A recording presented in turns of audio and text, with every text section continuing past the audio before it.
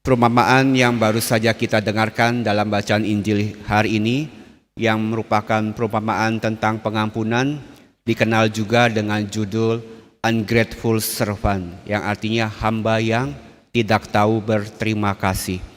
Mengapa hamba ini dikatakan tidak tahu terima kasih?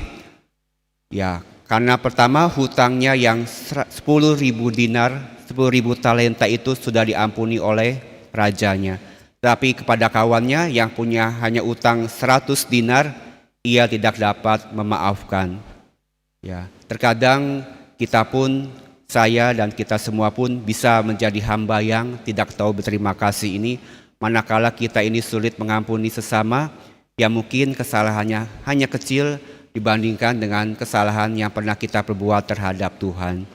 Oleh karena itu, bagaimana supaya kita ini bisa sungguh-sungguh mengampuni orang yang bersalah kepada kita?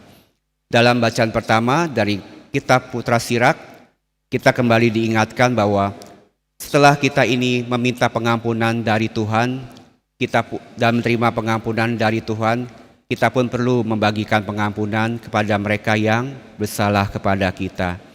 Itulah sebabnya di dalam bacaan Injil hari ini, Tuhan memberikan kita perumpamaan tentang pengampunan, di mana dengan hati yang mau mengampuni merupakan salah satu karakter atau syarat supaya kita ini bisa menjadi murid-murid Kristus.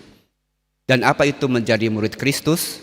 Apakah cukup ke gereja setiap minggu? Apakah cukup setelah kita dibaptis ataukah hanya KTP?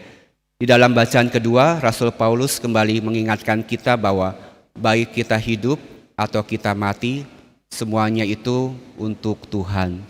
Dengan kata lain, apa yang kita lakukan dalam hidup ini, semuanya itu demi kemuliaan nama Tuhan. Ya, itulah syarat supaya kita ini bisa menjadi murid Kristus. Termasuk bagaimana kita ini bisa mengasihi dan mengampuni orang yang bersalah kepada kita. Ini pertanyaan besarnya tentu adalah, apakah Tuhan itu tidak bisa mengampuni kita kalau kita ini tidak mengampuni orang lain? Apakah kita perlu mengampuni dulu supaya Tuhan ini bisa mengampuni kita?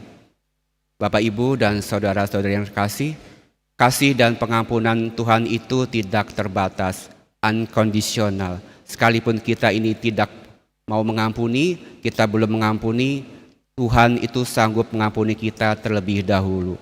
Tapi mengapa Tuhan mengajak kita untuk mengampuni?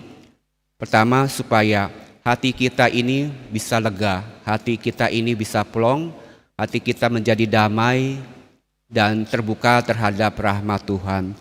Dengan mengampuni, maka hati kita akan menjadi lembut dan siap menerima rahmat Tuhan di dalam hati kita, termasuk rahmat pengampunan. Sebaliknya, kalau kita ini tidak mau mengampuni, maka hati kita ini menjadi keras, sehingga rahmat Allah tidak dapat masuk ke dalam hidup kita dan bekerja dengan seluas-luasnya. Jadi apa undangannya Bapak Ibu pada kita pagi hari ini?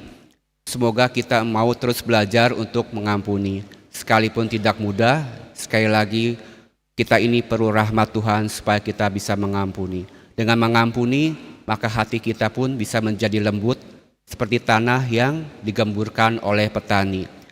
Jika tanah sudah menjadi gembur, hati kita sudah menjadi lembut, maka setiap benih sabda yang ditaburkan di dalam hidup kita, di dalam hati kita, pasti akan bertumbuh dan berbuah dan menghasilkan buah-buah kebaikan, cinta kasih, dan pengampunan. Sehingga akhirnya apabila ada orang yang bersalah kepada kita, kita akan menjawab, aku mengampuni kamu karena Tuhan telah terlebih mengampuni hidup saya.